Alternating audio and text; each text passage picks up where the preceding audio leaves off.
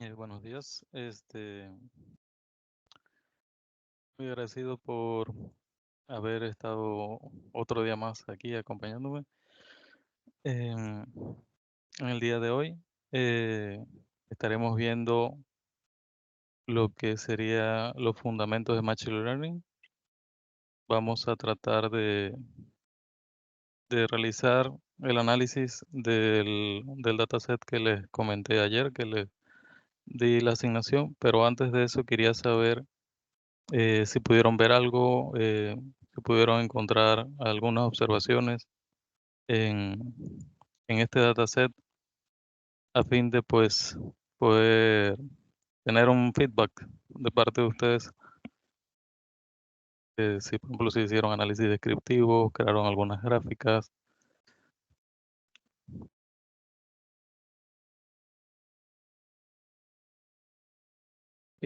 Saludos, profesor. Sí, yo estuve tratando de aplicar la mayoría de las cosas que vi y trabajamos con la data meteorológica.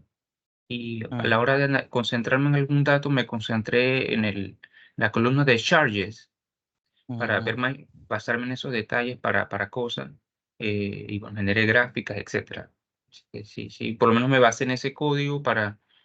Y bueno, lo que pasa es que, claro, no detecté nulos y ese tipo de cosas, pero por lo menos distinguimos entre, creo que eran 4 categorías numéricas y 3 de objeto, bueno, ese tipo de observación. Ok, perfecto. Sí, bueno, en esa parte más o menos lo que quería saber si habían podido observar las variables y todo este tipo de cosas. Em, Primeramente, bueno, vamos a hablar hoy eh, los fundamentos de Machine Learning.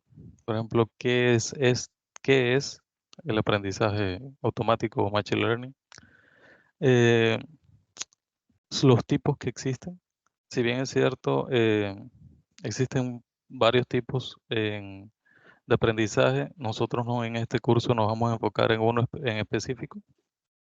Eh, Vamos a abordar las ventajas, desventajas de cada uno de los tipos de aprendizaje, de los que son más comúnmente utilizados, así como las posibles aplicaciones en las que podría utilizarse cada uno de estos tipos de aprendizaje. Asimismo, estaremos viendo algunas comparativas y puntos importantes de las diferencias entre algoritmo y un modelo. También conocer qué es un parámetro y qué es un hiperparámetro.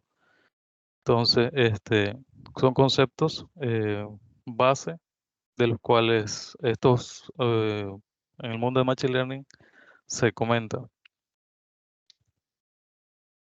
Entonces, primero que todo, abordaremos pues qué es Machine Learning. Esto es toda una ciencia, hasta poder decirse, como se comenta aquí, un arte, ya que se le aplica a las computadoras, da una programación en la cual ella pueda aprender de los datos. Es decir, toda la información que hemos estado tratando desde el día de ayer y capturando y haciendo todo lo que es la limpieza de datos, le damos a él toda una información en la cual él pueda entender qué es lo que hay, qué es lo que requiero predecir. Al final, estos Machine Learning lo que permite es que tengan la capacidad de aprender sin estos ser programados. ¿Qué aprenden? Lo que aprenden sería el comportamiento de la información, el comportamiento de la data. Entonces, estos buscan, de cierta manera, imitar lo que es la forma en que uno como humano aprende. El Machine Learning es una rama, una subrama de la inteligencia artificial. La inteligencia artificial es el concepto general. Dentro de este se encuentra el Machine Learning. Y más dentro de entonces de Machine Learning se encuentra lo que estamos viendo hoy en día, que es el Deep Learning, los grandes lenguajes y todo este tipo de cosas, de novedades que están saliendo prácticamente a diario. Ahora, no sé si han visto que se puede crear videos ahora de manera mejor por decirlo así, a través de texto a video. Incluso han incorporado, ya he visto también incorporaciones de estos videos creados basados en texto, añadiéndole un componente de creación de audio a partir de texto. Entonces, hacia este mundo de la inteligencia artificial está creciendo constantemente, está recibiendo un gran apoyo también por parte de la comunidad científica. Ahora bien, estaremos viendo pues los diferentes tipos de Machine Learning. En este caso, existen otros más que no se va a ahondar aquí, pero ya que si requieren más complejidad, son mucho más complejos. Pero los más comunes que se tratan son el aprendizaje supervisado, el aprendizaje sin supervisar, el aprendizaje basado en reforzamiento o por refuerzo. Cabe resaltar que hay un punto intermedio de un tipo de aprendizaje que es una mezcla de dos, que es el aprendizaje semi-supervisado, que se ubica entre medio de estos dos. El aprendizaje supervisado es una subcategoría del Machine Learning, la cual se define mediante un conjunto de datos etiquetados. ¿Qué quiero decir con datos etiquetados? Es como el compañero mencionó, identificó que la variable Chargers del dataset de Insurance es una variable a predecir, es una variable objetivo. Entonces, generalmente se le conoce de esta manera a la forma en que uno quiere identificar un tipo de modelo. Por ejemplo, en este caso, se trata de la variable Charges, que es la variable dependiente de las otras columnas del dataset que lo comenté. Las otras columnas vienen siendo las variables independientes, que influyen sobre la variable objetivo. Entonces, el aprendizaje supervisado, lo que busca es a través de esa etiqueta identificar o clasificar o predecir eh, algún resultado con precisión. Pues esto permite pues también estos modelos de Machine Learning supervisado son ampliamente utilizados hoy en día para resolver una amplia gama de tareas, como por ejemplo en este caso, tratar de identificar o clasificar un perro de un gato. En este modelo que se ve aquí en la imagen, eh, le entrena con una cantidad de gatos y perros a fin de que el algoritmo de Machine Learning aprenda toda esta información y logre identificar, digamos, si hay otra información que venga de otro tipo de imágenes, ya él capturó que la forma de un perro. Entonces, uno incorpora esa imagen a el modelo, él va a procesar todos sus cálculos matemáticos ya aprendidos, que por eso se le dice que es eh, sin programar explícitamente, ya que él internamente ha capturado todos los patrones de la información que le ha suministrado. Y entonces él hace cálculos internos y obtiene, identifica qué categoría es. En este caso es un modelo de tipo de clasificación en el cual más adelante estaremos viendo. Entonces, ¿qué aplicaciones se puede utilizar el aprendizaje supervisado? Es una de las más utilizadas en muchísimos contextos. Algunas de ellas serían las aplicaciones financieras, por ejemplo, para dar una puntuación crediticia, aplicar una negociación algorítmica, clasificación de bonos, etcétera. En las aplicaciones de imagen y video, como les comenté en la diapositiva anterior, se busca clasificar imágenes de gato o perro, en este caso, que es muy común un dataset de este tipo para poder entrenar. Igual de video, las aplicaciones industriales se busca, por ejemplo, para detectar valores atípicos, digamos, en algunas maquinarias, si ocurre que haya que hacer un mantenimiento preventivo o predictivo, también se puede utilizar. En aplicaciones biológicas para detectar tumores, descubrir fármacos, todos estos son áreas en las que se puede aplicar todo este tipo de algoritmos de aprendizaje supervisado. igualmente, la parte de energía eléctrica, como mencionaba ayer, buscar predecir o pronosticar lo que es el consumo eléctrico, la tarifa eléctrica, eh, si algún componente, por ejemplo, de un aire acondicionado, trata de identificar cuánto consume diariamente. Son aplicaciones muy utilizadas en este caso. Algunas ventajas o desventajas del aprendizaje supervisado es que se permite la recopilación de datos y produce resultados de experiencias previas. A experiencias previas se refiere pues a la misma información que ya uno fue capturando y ya tiene pues un background de información en la cual uno puede suministrarle al modelo para que pueda hacer una predicción basada en ya todo lo recopilado, poder decir todo lo aprendido que uno captura. Pues permite también estimar un resultado a una nueva muestra. Eso se puede explicar posteriormente de otra manera. Interpretar los resultados y tener también precisión en la predicción. Algunas desventajas de esto es que dependemos de una etiqueta, de una variable objetivo. Si, como por ejemplo, ayer los que le comentaban en el dataset climático de Panamá. Si bien es cierto, se recopila toda la información de las temperaturas mínimas, máximas, las lluvias por metro cuadrado, el viento de dónde viene, no se especifica cómo estuvo el día, o durante el día, cómo se comportó, si fue nublado, si fue soleado, si fue lluvioso. Entonces, ese tipo de etiqueta que hace falta en el dataset de la data climática de Panamá, este, no es posible identificar, ya que si bien es cierto, tenemos todas las variables independientes, no tenemos cómo saber cuál es el resultado de todas estas variables, de todo el comportamiento que estuvo en el día. Entonces, no es posible, es una desventaja, si bien como comento, ya que no vamos a poder aplicar un aprendizaje supervisado para este caso. Ahí también puede haber sesgo en los datos etiquetados, ya que podemos cometer errores al identificar o al tratar de decir que una posible etiqueta o variable objetivo es la que va a estar relacionada con las otras variables que estamos incorporando. Entonces, esto puede ser también sesgo humano o sesgo propio de la recopilación de información a través, digamos, de sensores.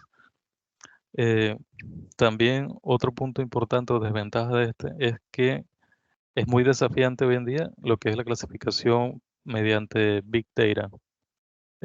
Big Data, como sabemos, es un gran volumen de datos que estamos hoy en constante generación y poder hacer que los modelos de aprendizaje supervisado puedan eh, clasificar una gran cantidad de datos computacionalmente es costoso. No es que no se pueda, sí se puede, simplemente que cuesta un poco más. Y como también aunando al punto siguiente, requiere mucho tiempo de cómputo. Es bastante desafiante. Por ejemplo, un tipo de modelos de aprendizaje supervisado serían todos estos que estamos viendo como ChatGPT, el modelo de Google llamado Gemini, que era BART anteriormente y ahora lo denominaron Gemini. Eh, todo lo que son generación de imágenes, estos son tipos de modelos de aprendizaje supervisado que no se pueden obtener de manera rápida. Por ejemplo, en estos casos, algunos requirieron cientos de tarjetas de video para poder entrenarse. Eh, Ahora pasaremos a... Quería saber, antes de avanzar, si se quedó claro la parte del aprendizaje supervisado, si hay alguna duda o digamos si tienen alguna posible aplicación a futuro. Entendido. Sí. Sí, bastante claro. Vale. El aprendizaje no supervisado, a la diferencia del anterior, digamos, en el aprendizaje supervisado uno lo vería como ahorita un maestro y estudiante. El maestro es el que supervisaría al estudiante para que él aprenda.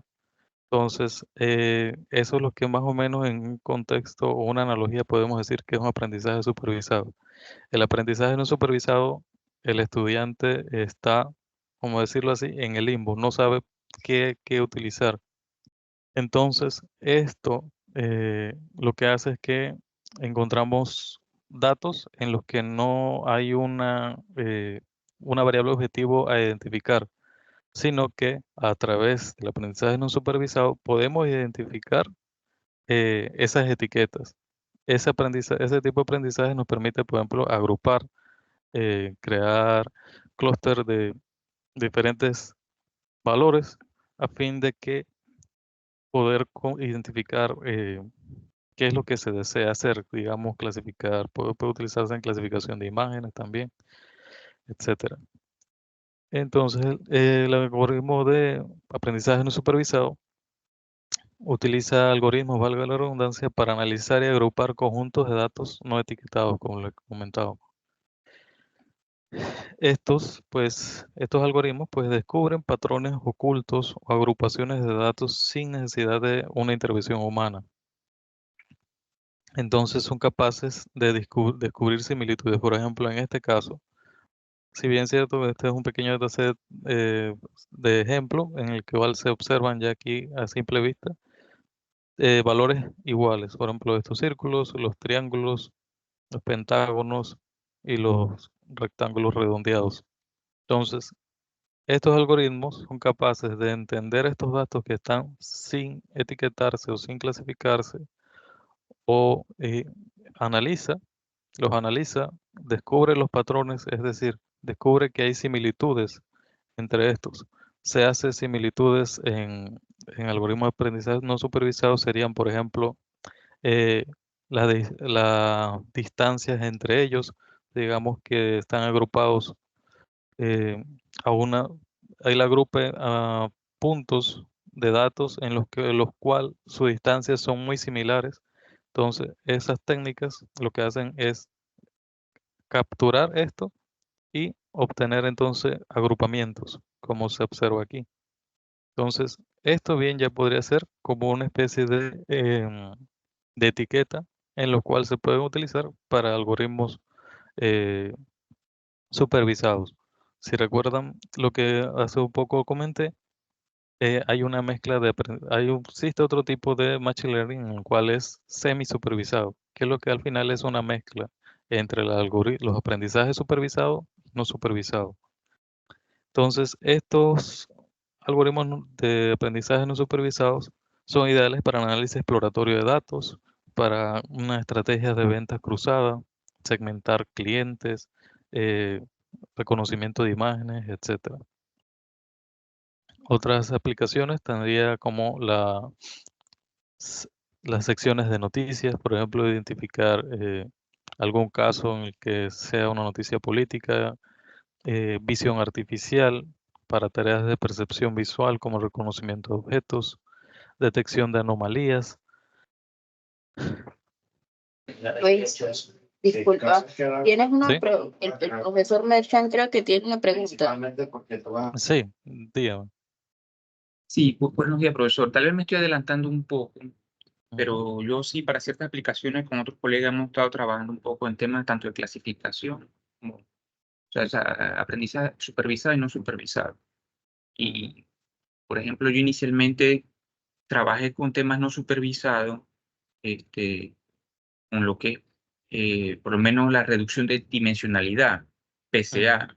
ujú, Y ahora, más recientemente, nos metimos un poco bueno, con estudiantes, pues, y con apoyo de otros colegas, a los no lineales de tipo Pacman.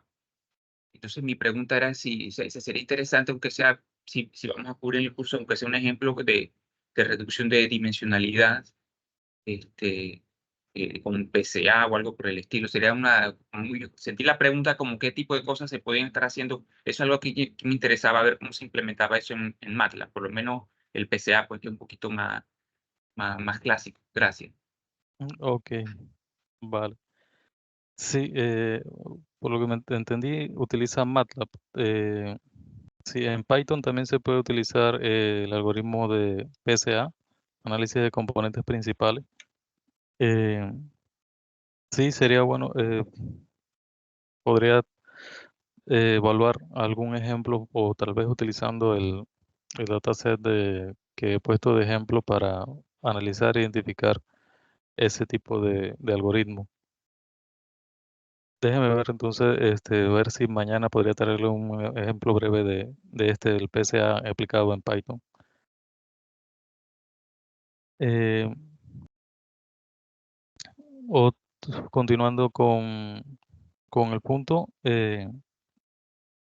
otro tipo de aplicaciones también se ha visto en lo que es la imagenología, perfiles de clientes, por ejemplo, utilizado por ejemplo, el Netflix. Ellos, imagino, tratan de identificar los perfiles de clientes para poder darles recomendaciones a través de lo que ellos visualizan. Motores de sistema de recomendación, como acabo de mencionar en el caso de Netflix. Algunas ventajas y desventajas de este tipo de aprendizaje es que permite descubrir patrones ocultos en los datos, no requiere del etiquetado. La reducción de la dimensionalidad se puede lograr de manera más sencilla a través de este tipo de aprendizaje. Las desventajas es que es muy difícil de interpretar. Está sujeto a la evaluación también de la calidad de los resultados, ya que no se tiene una medida clara de este. Y aparte también tienen una menor precisión o eficacia debido a que no hay respuestas predefinidas durante el entrenamiento. Al ser no supervisado, entonces queda a la objeción de la persona o el experto en evaluar ese tipo de precisión. Otro tipo de aprendizaje que se está utilizando mucho hoy en día es el aprendizaje por refuerzo. ¿Qué es el aprendizaje por refuerzo? Dirán,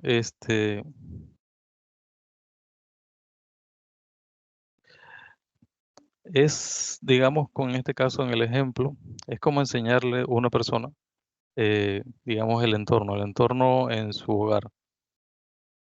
Él, la persona busca que un agente, se hace en este caso un perro, aprenda ciertos trucos, por ejemplo, sentarse, dar vuelta, etcétera.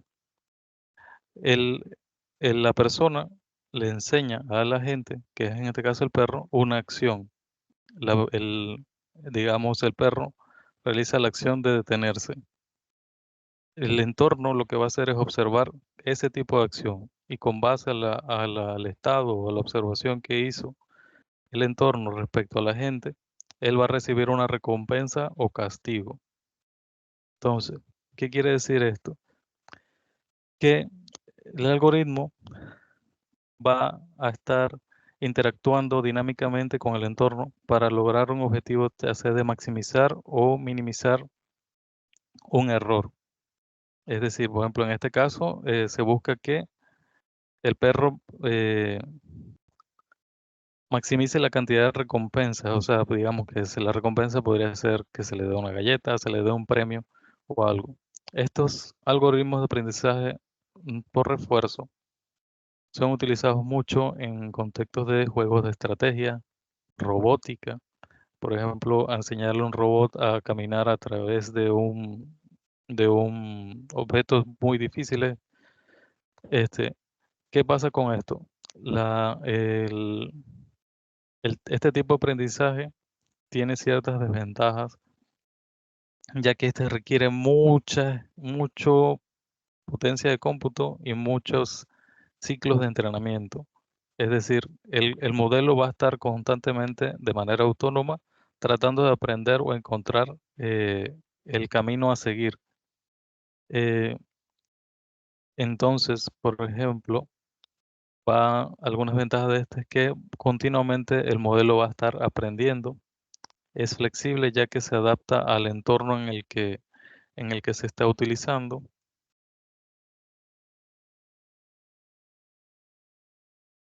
Eh, Maneja la incertidumbre, O sea que debido a que como él está aprendiendo constantemente, él puede corregir esos errores, esa incertidumbre que aparecen en su entorno.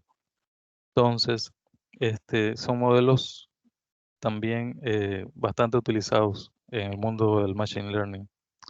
Algunas desventajas de esto es que presenta una alta complejidad. Por ejemplo, en aspectos de robótica, obviamente requerimos construir un robot, desarrollarle, aplicarle todo lo que serían los circuitos y la información, poder entonces dársela a él. Otra forma también o desventaja es que la estructura de estos datos también es compleja. Eh, una desventaja es que requiere retroalimentación, o sea que debe estar constantemente recibiendo información y probando resultados para evaluar. El internamente evaluar. La evaluación lo que hace es penalizar o no penalizar si lo hizo bien o no un agente, como en este caso el perro. También hay un problema de exploración de datos en este caso. Para resumir estos tipos de aprendizaje, podemos llevarlos a estos paradigmas de Machine Learning, en el cual encontramos el Machine Learning supervisado, el Machine Learning no supervisado y el por refuerzo. En nuestro caso vamos a estar dirigidos en esta sección, Machine Learning supervisado, en el cual se aplica para los contextos de regresión, o sea, unas predicciones, como algunas aplicaciones aquí se observan, prever o pronosticar algún valor, optimizar procesos, identificar nuevas perspectivas, como lo comentaba, fármacos, clasificar diagnósticos, en el contexto de la rama de Machine Learning por clasificación. Se utilizan también para clasificación de imágenes, detección de fraude, identificar si un correo es spam o no spam. En el contexto de Machine Learning no supervisado, encontramos la reducción dimensional, como el algoritmo de PSA que comentó el doctor Merchan hace poco, en la parte de agrupamiento de datos, en el cual se puede encontrar también otras aplicaciones como marketing orientado, los sistemas recomendados. También en la reducción de dimensionalidad está la visualización de los Big Data, la comprensión significativa, descubrir estructuras, obtener rasgos. Y el Machine Learning por refuerzo, estas sí se utilizan en algunos casos, por ejemplo, en decisiones en tiempo real, entrenar IAs, tareas de aprendizaje, adquisición de habilidades o navegación robótica. Estas son algunas de las aplicaciones de manera general en las que se utilizan estos tipos de aprendizaje. Ahora bien, ahondando por el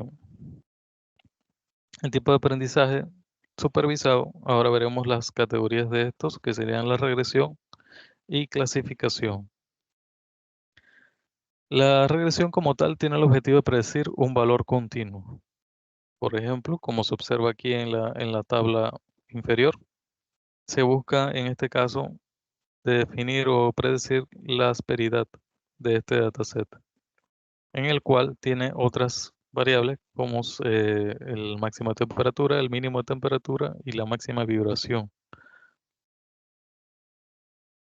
Esto pues, si bien aquí como observan también, es una etiqueta, una variable etiqueta a predecir una variable objetivo o la variable dependiente. Los algoritmos de regresión aprenden una función que se asigna desde las entidades de entrada hasta el valor de salida. Esta variable función viene siendo alguna métrica, algún valor a optimizar. También viene siendo qué algoritmo es el que mejor se ajusta para poder dar una predicción. Eso lo que se busca es que los diferentes algoritmos se entrenen, se prueben a fin de identificar a partir de las entidades de entradas, obtener un valor de salida. Por ejemplo, podemos predecir los precios, pronosticar el clima, predecir un tamaño de la población, digamos, a futuro, el tráfico, entre otras muchas tareas que se utiliza este tipo de aprendizaje por regresión. En el caso de clasificación, lo que se busca es predecir a qué clase o a qué tipo de, de clasificación pertenece un ejemplo.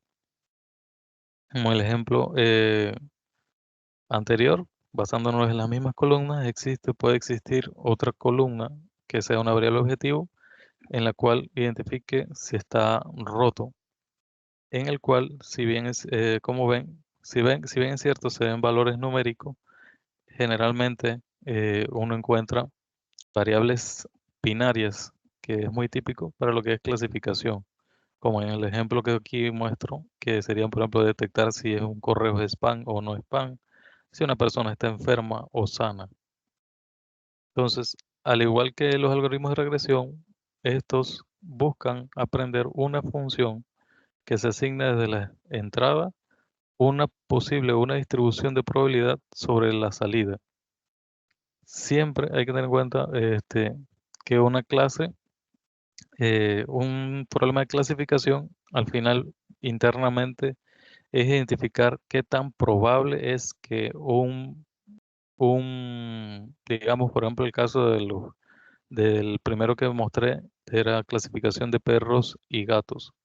Entonces, el algoritmo lo que va a aprender es patrones en el cual identificará, digamos, si uno logra incorporar otra imagen de un gato, identificar qué tan probable es de que esa imagen que yo incorporé es un gato. Y al final, por ejemplo, lo divide, digamos, ok, la probabilidad de que la imagen que tú añadiste, digamos un caso de cáncer de mama, que esa imagen que me incorporaste, la probabilidad de que sea un cáncer sea del 75%. O sea, que al final, internamente, este tipo de aprendizaje se basan en la probabilidad de que ocurra o no algo. Eh, para poder continuar, quería hacer una pregunta aquí. Si saben o reconocen cuál sería la diferencia entre un algoritmo versus un modelo de Machine Learning. Si me pueden dar alguna idea base.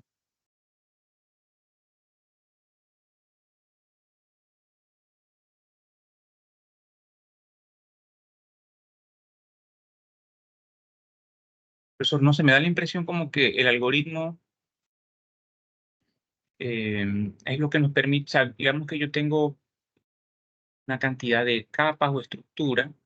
Entonces, con el algoritmo los datos que yo tenga, determino los pesos asociados a esa estructura y lo que resulta ahí entonces sería el modelo, ¿no? Que sería ya un ente con capacidad de clasificar o agrupar, ya sea supervisado o no supervisado, y con esos pesos, ¿no? Entonces, o sea, el algoritmo es el que nos permite producir finalmente el modelo. Correcto. Eso es la diferencia y lo que se quiere decir, sí. Como comenta el compañero, sí es un procedimiento que se ejecuta en datos para crear un modelo de Machine Learning. Es toda la serie de pasos, ¿no? En el cual permite pues capturar la información y crear un modelo.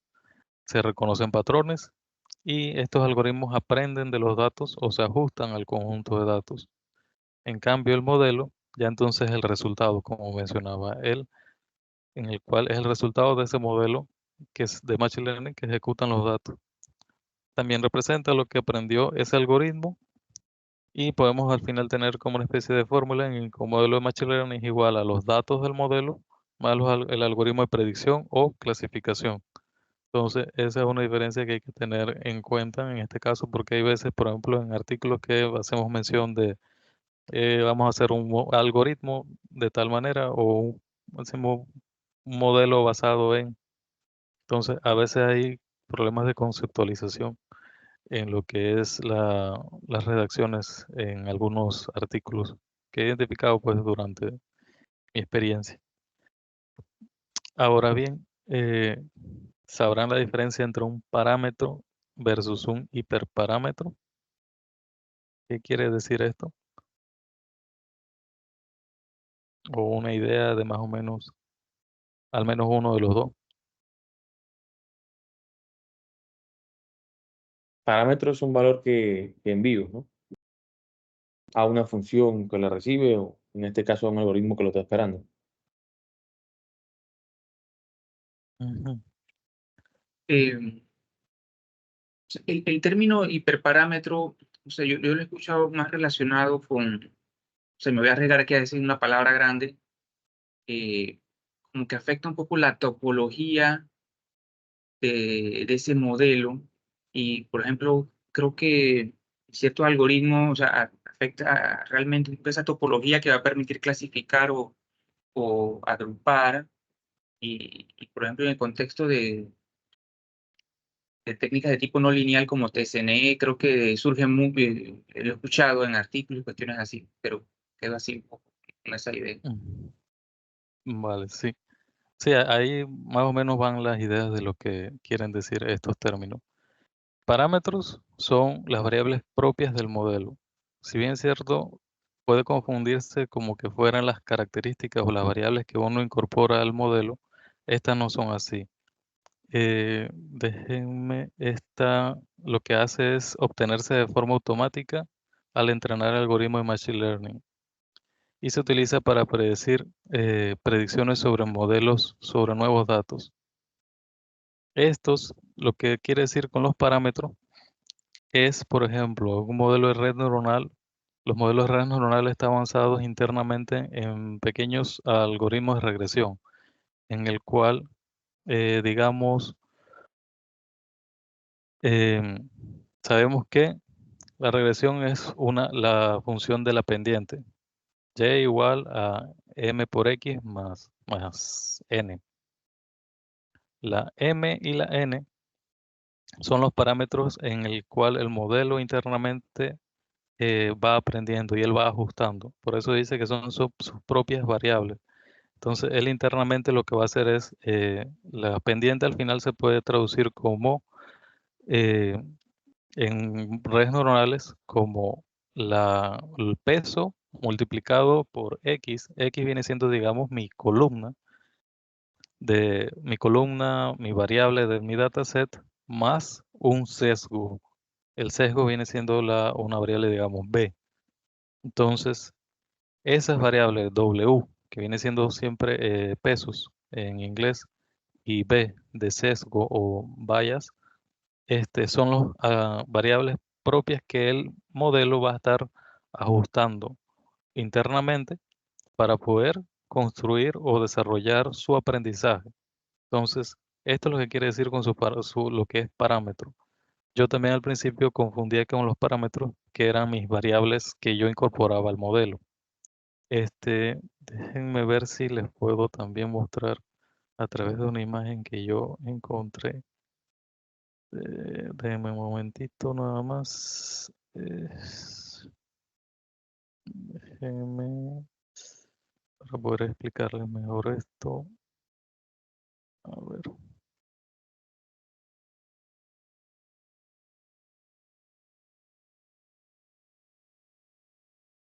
vamos a ver.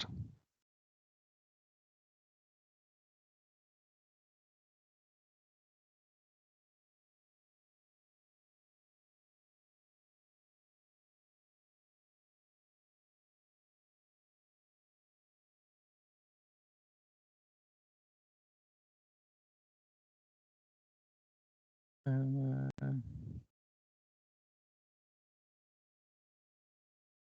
Por ejemplo,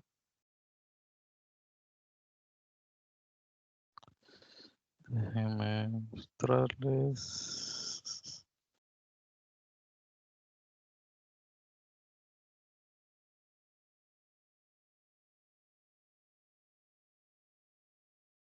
Ya recuerdo esto.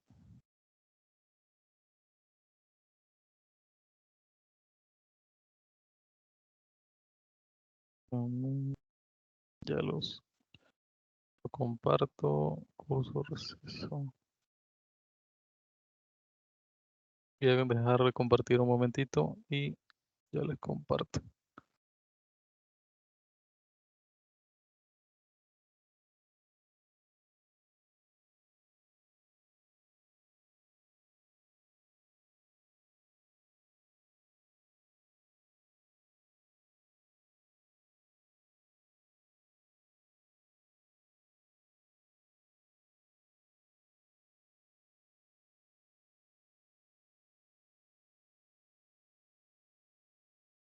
Déjenme compartirlo mejor.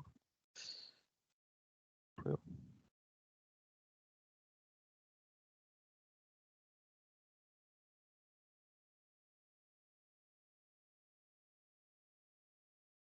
Que se me quedó una imagen que había visto que es buena para explicar esto. Voy a compartir pantalla. Déjame ver. Esto. Lo que les comentaba, los parámetros vienen siendo, por ejemplo, en esta ecuación de algoritmo de regresión, que al final viene siendo una pendiente. Estos serían los parámetros en los cuales se va ajustando el modelo. Y el sesgo como tal, que generalmente siempre se conoce como 0. Al igual que, digamos, en otros algoritmos, en el algoritmo de decisión, árbol de decisión, el parámetro Gini es uno de los que se utiliza o se determina pues para identificar. ¿Por qué esto es importante? Ya que nos permite identificar la importancia de las características, que es lo que estábamos hablando ayer. Este valor es el que determina cuán importante es una variable en el conjunto de datos. Entonces, esto se va ajustando internamente en el modelo. Esto es lo que va él aprendiendo, identificando qué tan importante es una variable. En cambio, en el caso de hiperparámetros, son, como mencionaba el compañero, son variables externas al modelo. Es decir, son las que podemos ajustar de manera manual al desarrollar un algoritmo de Machine Learning, ya que esta afecta el desempeño del modelo.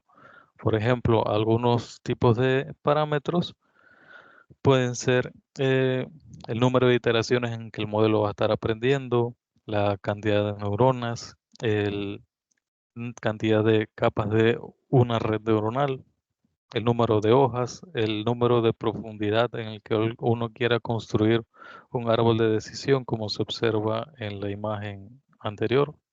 En esta imagen uno puede decir cuán profundo uno quiere que vaya a construirse el modelo. Si bien es cierto, uno puede construir, digamos, que se vaya al infinito para poder que el modelo haga una predicción del 100%, realmente lo que está haciendo ahí es sobreajustando el modelo.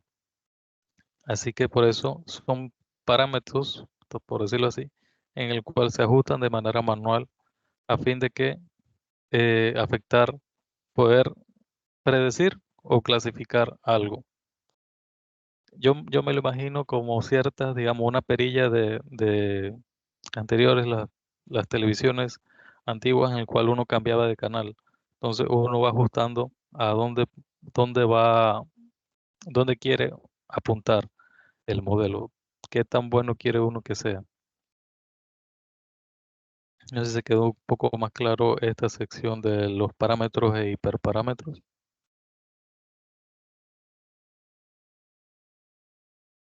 Afirmativo. Listo. Un punto también bueno a considerar al desarrollar modelos de Machine Learning es dividir los datos. Como les comentaba ayer, es importante tener una cierta cantidad de información en la cual uno pueda entrenar estos modelos. Generalmente hay veces que uno nada más puede conseguir, digamos, 400, 500 registros.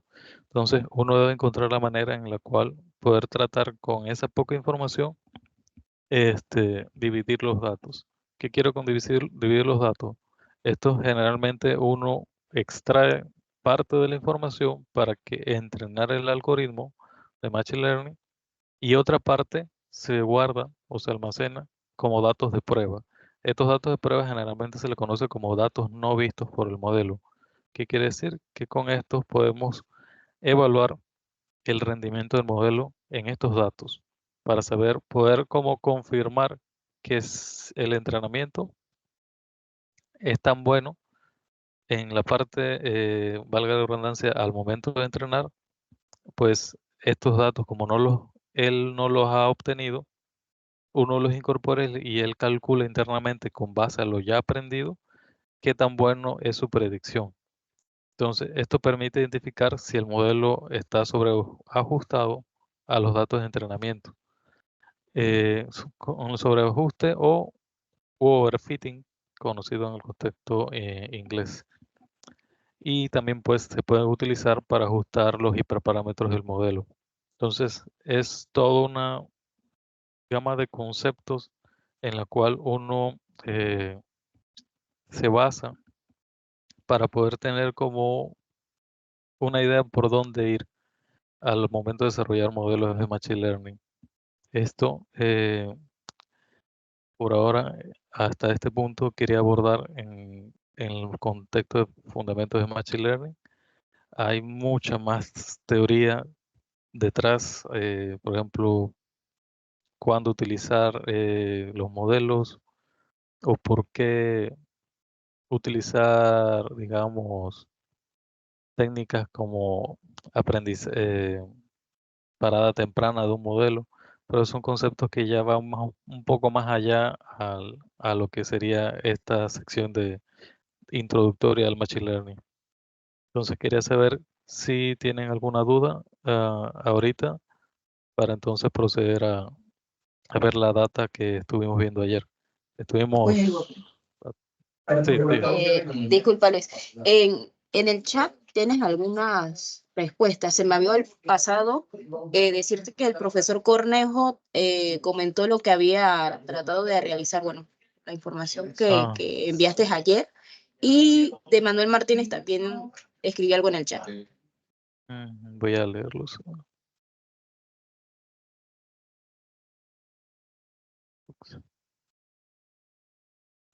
Bueno, respondiendo a Manuel, sí, se pueden automatizar tareas. Por ejemplo,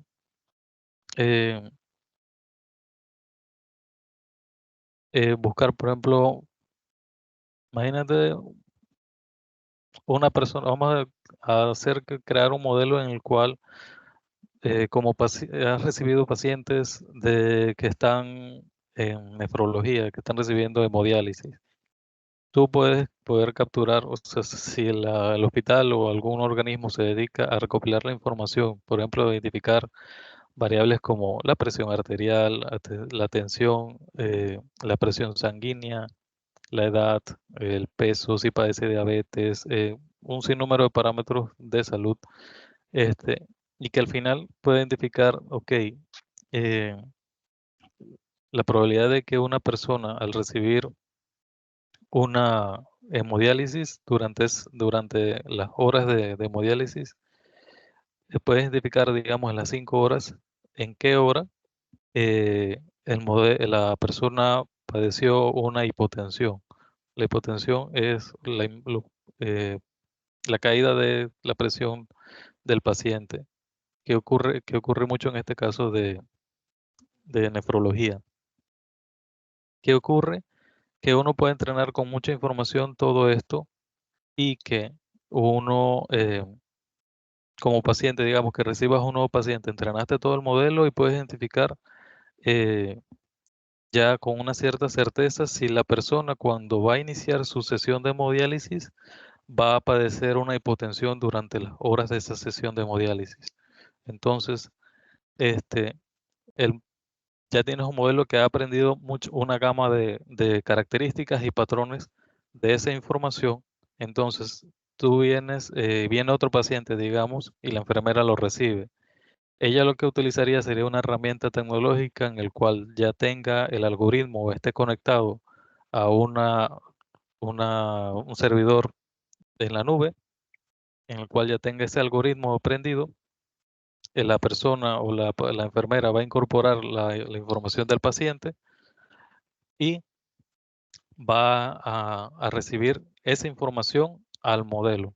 El modelo va a capturar la información y va entonces a identificar, ok, esta es una persona de edad de 50 años, sexo femenina, eh, una tensión arterial de tanto, una presión sanguínea de tanto, eh, padece diabetes. Ok, entonces tengo esta información, se la suministro al modelo, el modelo captura la información y te dice, ok, esta persona es probable de que padezca hipotensión a la final de la sesión. Entonces, esto es una manera de automatizar eh, una tarea rutinaria, por decirlo así, y también preventiva porque podemos tratar al paciente sabiendo ya que hay una probabilidad alta de que el paciente vaya a padecer este tipo de casos. Entonces, es una forma también de automatizar. Si los chatbots son ejemplos de Machine Learning, sí, sí son ejemplos de Machine Learning, nada más que es una rama de Deep Learning que ya está bien avanzada. Este, no, bueno, espero pues poder impartir los cursos de Machine Learning en la UTP. Así que bueno, voy a apenas incorporarme como docente en la universidad. Pero bueno, creo que todavía se está ahondando para construir o desarrollar cursos propiamente de Machine Learning. Otra pregunta al doctor Omar Cornejo.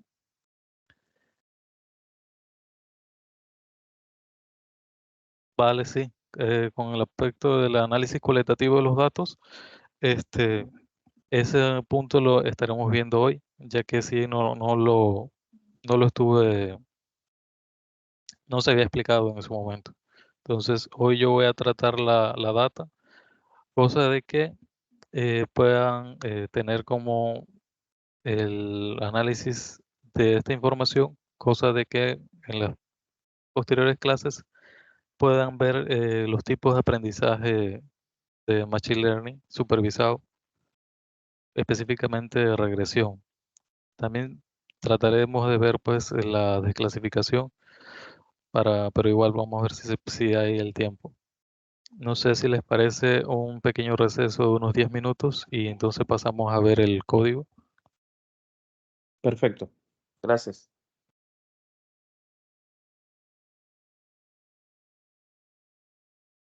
Excelente, gracias.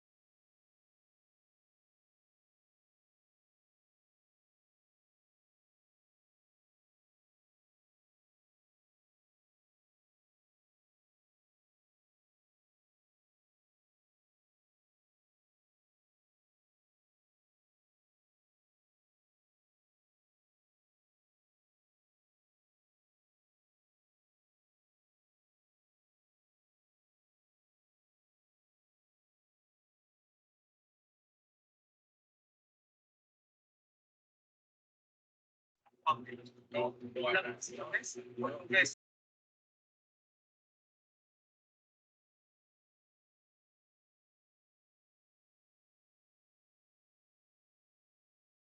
días. Bueno, vamos a continuar con el curso. Vamos a hacer entonces el ejercicio práctico para hacer el análisis del dataset que les he compartido ayer.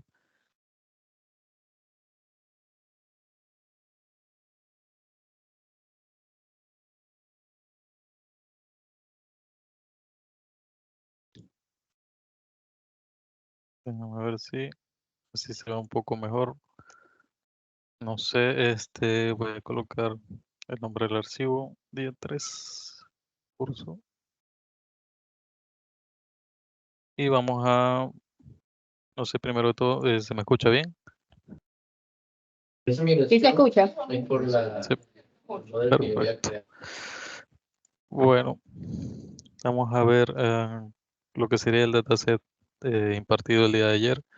Ya he visto que algunos me han comentado que identificaron algunos parámetros o variable objetivo que es targets dentro del dataset compartido. Voy a primero a conectarme aquí a mi Google Drive para traer el dataset que mantengo en la nube. Ya me asignó, digamos, si uno estuviera trabajando con modelos un poco más complejos, que requieran, digamos, un servidor de otra magnitud aquí. Esto en Google Colab te permite probar hasta con tarjetas de video. Digamos, cuando ya tú quieres hacer, digamos, clasificación de imágenes, que ya eso demanda un poder computacional mucho mayor, en el cual, por defecto, el entorno de Google Colab se maneja por CPU. Todo lo iría por el componente de la CPU del servidor que ellos nos permitan. Pero si uno quiere, y uno va a trabajar sobre modelos más complejos, como clasificación de imágenes y todo lo que requiera un alto procesamiento o cálculo, uno puede decirle que cambie el entorno a GPU. Si en cambio usted se conecta, en este caso, y el servidor detecta que usted no está utilizando mucho esto, él le va a cerrar la sesión, o sea, cerrarle el entorno y cambiárselo por CPU, ya que como identifica que no se está demandando por la tarjeta de video, eh, él lo desactiva. Entonces es una cosa, una consideración que pueden tener al momento también de, si no cuentan con una tarjeta de video, pueden utilizar este entorno para utilizar las tarjetas de video de Google que ellos proporcionan. Este era solo un comentario pues respecto a lo que se ha estado viendo. Primero de todo vamos a importar las librerías que vamos a utilizar en este día, como Pandas, que es para leer los datos, NumPy para el manejo de arreglos en Python. Vamos a utilizar también una librería de gráficos, Seaborn, as SNS. Generalmente siempre se coloca como alias a esta librería de esta manera. También en caso tal vamos a importar la librería matplotlib. Aquí ya me lo tiene por defecto. Entonces cargamos primero estas librerías para que recuerden, si están trabajando en un entorno local y no han instalado las librerías, es importante que se haga mediante los códigos que ya les he mencionado, que es asignando signo de migración, pip. Bueno, en el caso de Jupyter, si está trabajando sobre consola o una sección de comandos como cmd, sería entonces pip install NumPy, por ejemplo.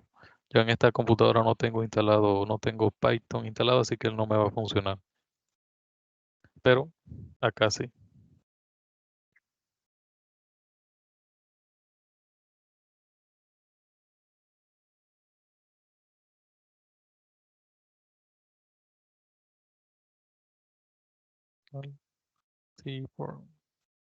Como ya los tiene instalados, eso va a decir que ya están listos. Lo primero que haremos sería entonces obtener la ruta del archivo. Como les había comentado, podemos irnos aquí, copiar la ruta directamente y pasársela a una variable llamado path. Y posteriormente entonces cargar ya el dataset. Siendo uso de, voy a cerrar esta sesión de aquí para cargamos el CSV, llamando al path más, concatenando entonces el archivo como tal que se llama insurance.csv. Si no, el código por defecto está con coma, pero igual se lo podemos pasar.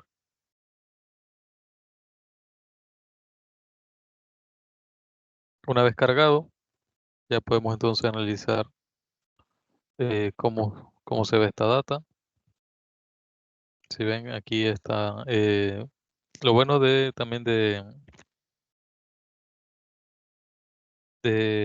Google Colab es que ya también te puede generar gráficos de esta manera aquí.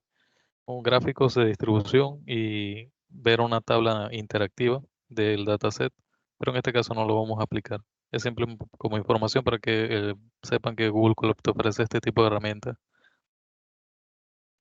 Como vemos aquí hay diferentes datos con su índice. Tenemos la variable sexo, BMI, que es el índice de masa corporal, cantidad de hijos, si la persona es fumadora o no, y la región de donde se encuentra la persona, y el cargo o el costo de la persona a asegurarse. Vamos entonces a aplicar a este mismo dataset. Vamos primero que todo a ver una información, a ver cómo se comporta. Y podemos ver que tenemos 1338 registros, en el cual hay valores numéricos como este, el índice de masa corporal, los niños y el costo. Y hay 3 variables objeto o categóricas, que son categoría. Ahora vamos a ver dataset. Profe, una Análisis. pregunta, ¿puede subir y mostrar el código de arriba? Que me está marcando error. Ok. Ajá, sí. En esta parte. Ese... Ok, ese mismo es. Sí, primero hacemos el llamado, obtenemos la ruta donde se encuentra el archivo. Ujú. Luego entonces cargamos el dataset nombrando el archivo, sin olvidar colocar el slash o la barra diagonal y el nombre del archivo.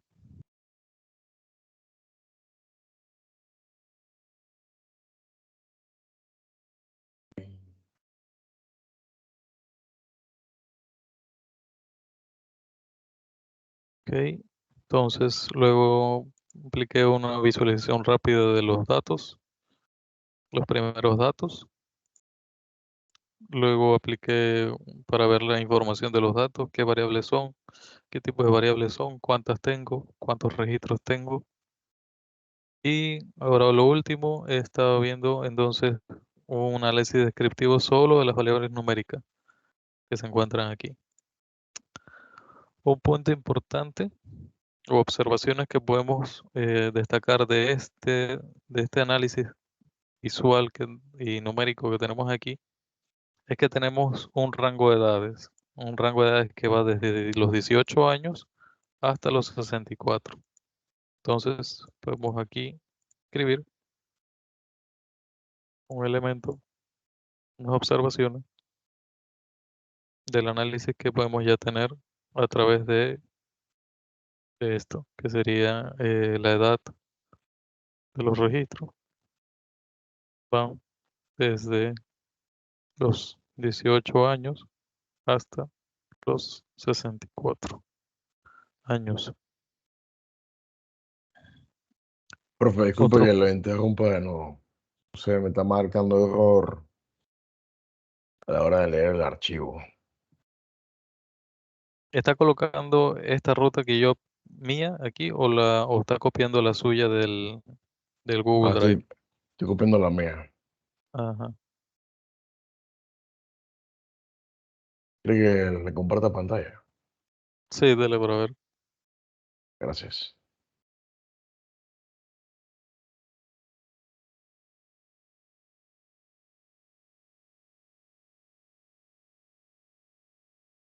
Me avisa cuando puede verlo. Sí, estoy viendo. A ver.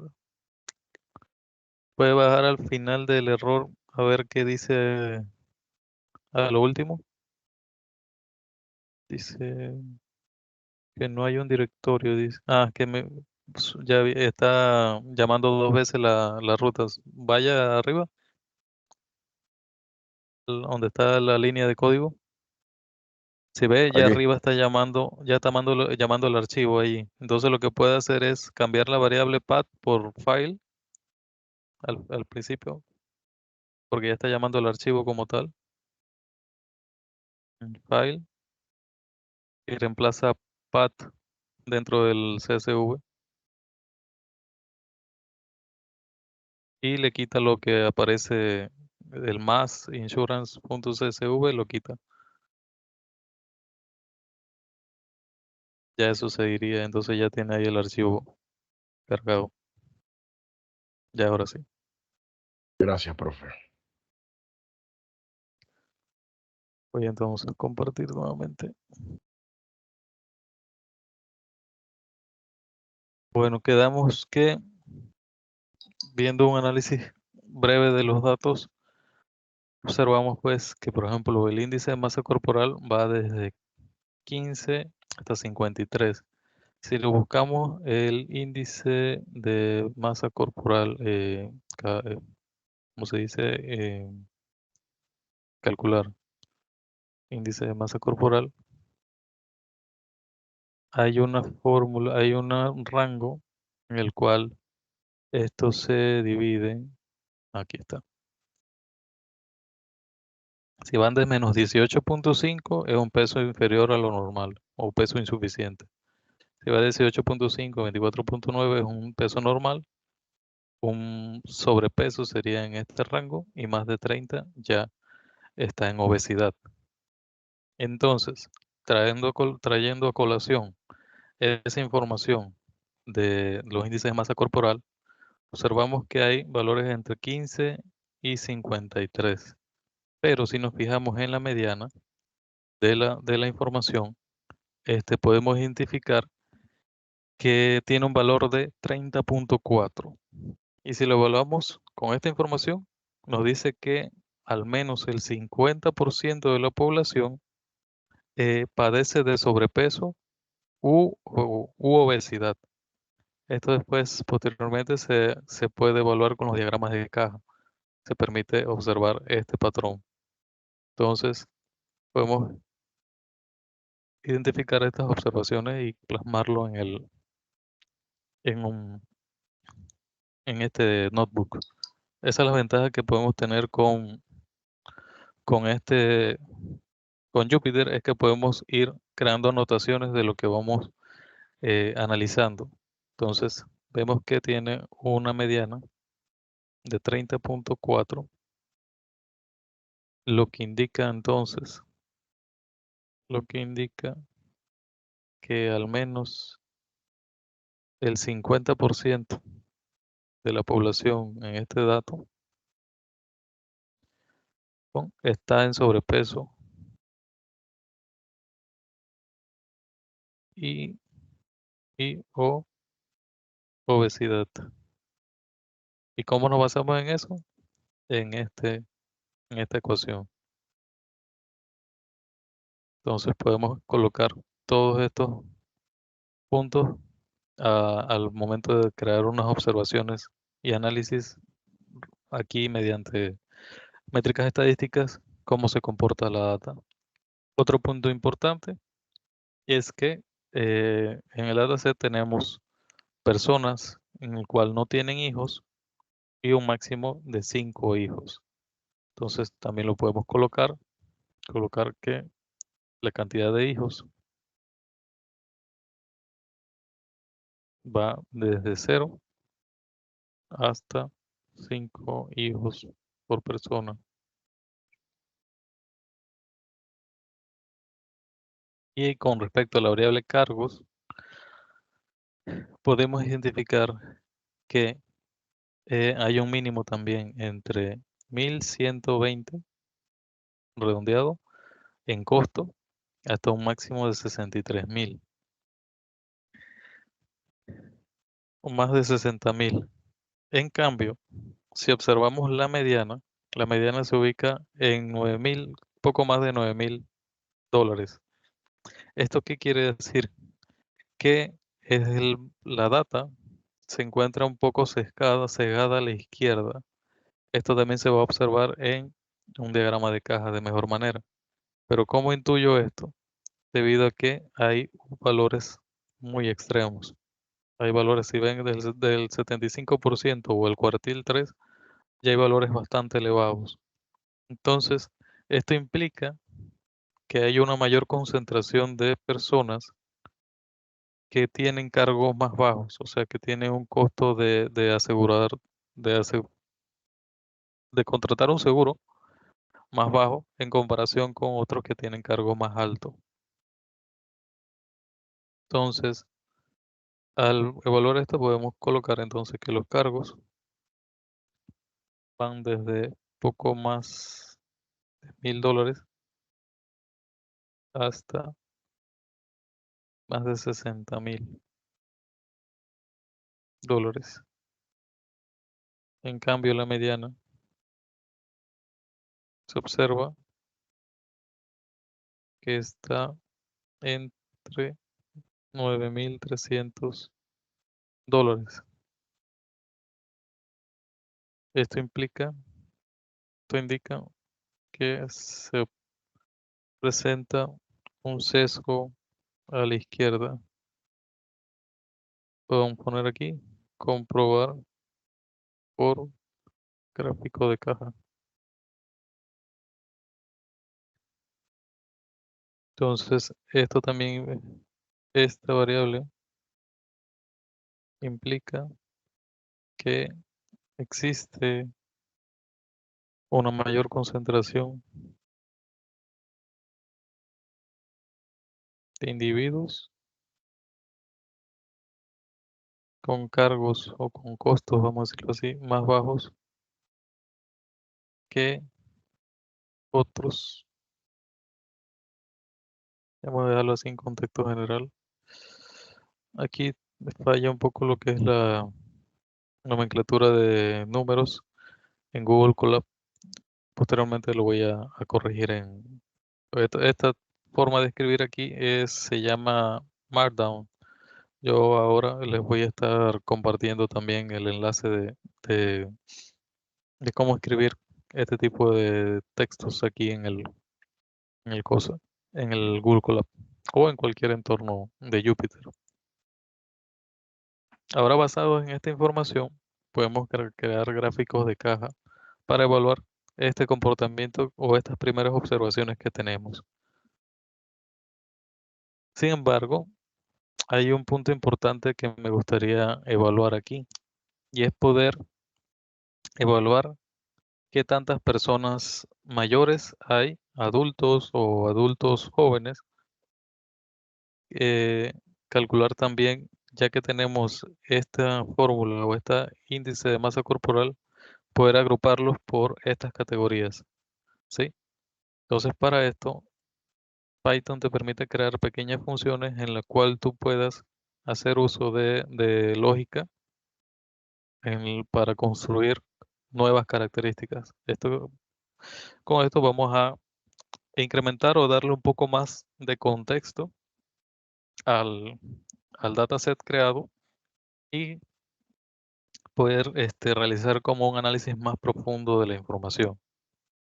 Para esto, para poder, por ejemplo, crear una nueva categoría basada en el índice de masa corporal, porque si recuerdan, si coloco info, el dataset nada más mantiene 3 categorías. Sin embargo, yo puedo construir más. Antes de avanzar, quería saber si quedó un poco claro esta parte. Y si no, bueno, la veremos con los gráficos.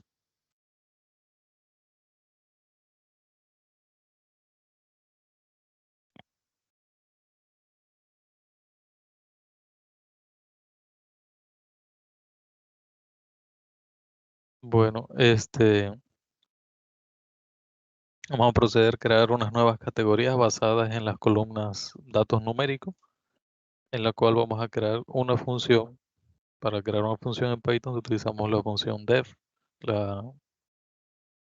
en el cual podemos crear, digamos, índice de masa corporal categoría, ¿sí? En la cual va a recibir un dato, una X, que en este caso sería todos los valores del BMI. Para esto entonces vamos a hacer el siguiente consulta. Si el valor de X es menor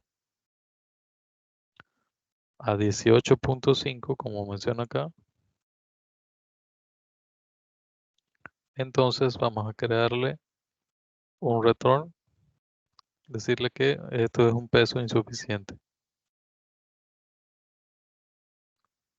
En caso tal de que esto no sea así, el if, vamos a hacer varias. Si X, en caso tal de X sea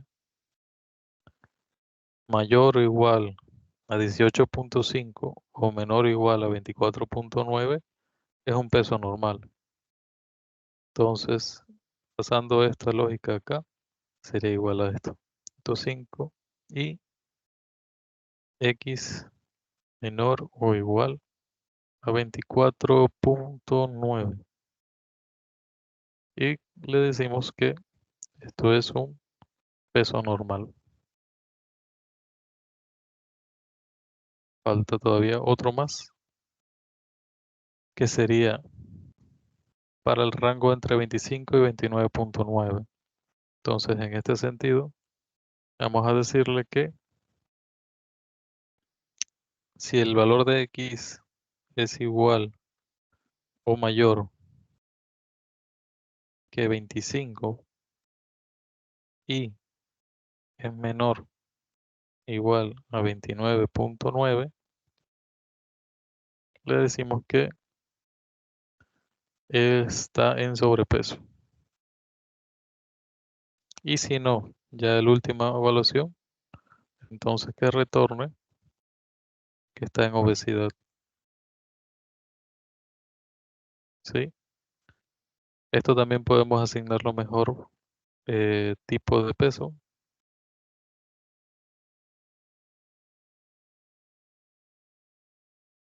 Entonces asignarle una variable para que sea un poco mejor y no haya tanto retorno. Y al final de la función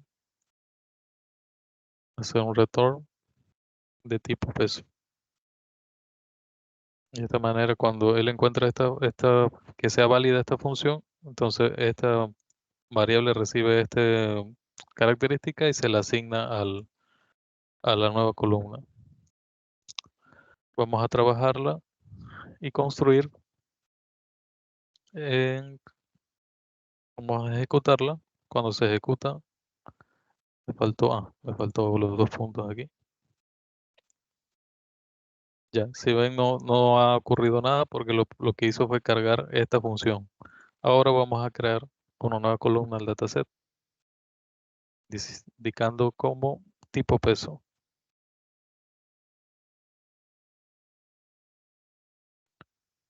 Entonces le asignamos al dataset, buscamos en la columna índice de masa corporal y le decimos que aplica una función. Pandas permite también aplicar directamente funciones propias que uno cree. Para esto utiliza entonces la función apply. ¿Y qué le digo aquí? La función que acabamos de crear. IMC categoría. Esto lo que va a hacer es que va a recibir digamos, el primer valor que se observa aquí. Por ejemplo, este. Este valor lo recibe la función y evalúa de acuerdo a la lógica que se creó, identificar si está en sobrepeso, que justo en este caso es sobrepeso. Entonces él va a asignarle entonces ese valor que recibe de aquí, se lo asigna a esta nueva variable. Entonces si ejecutamos esto y hacemos un análisis de la información, podremos observar que se creará una nueva columna.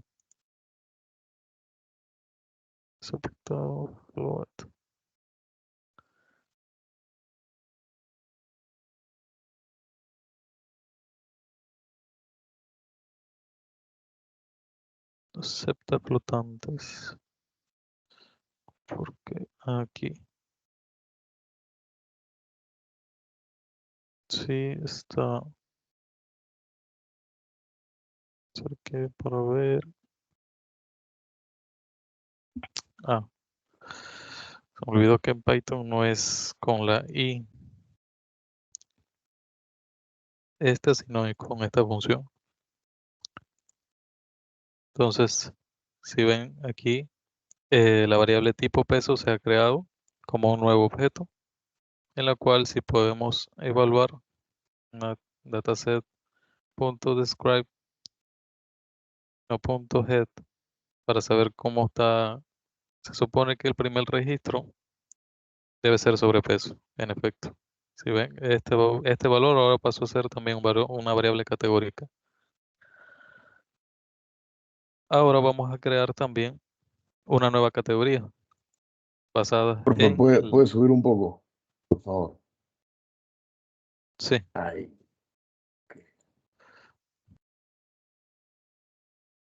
Igualmente este código yo se lo voy a estar suministrando en caso tal de que tengan problemas.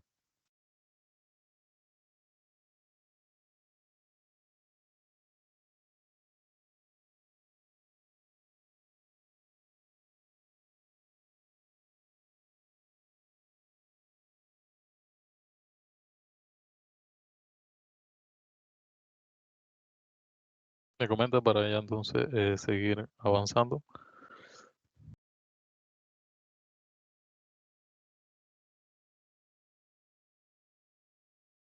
Puede seguir, profe. Gracias. Ujú. Ahora bien, como comentaba, voy a crear una función en la cual vamos a construir o categorizar si se encuentra un adulto joven o un anciano.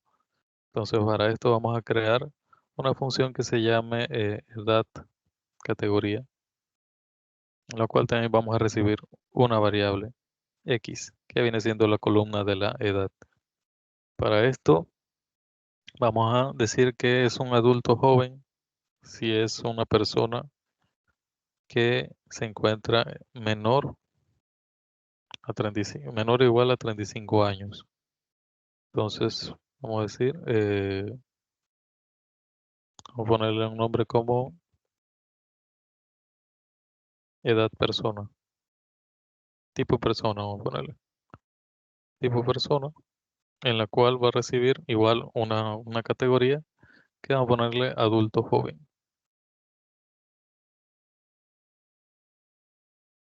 Va a haber otra función en la cual va a evaluar si es mayor a 35 y menor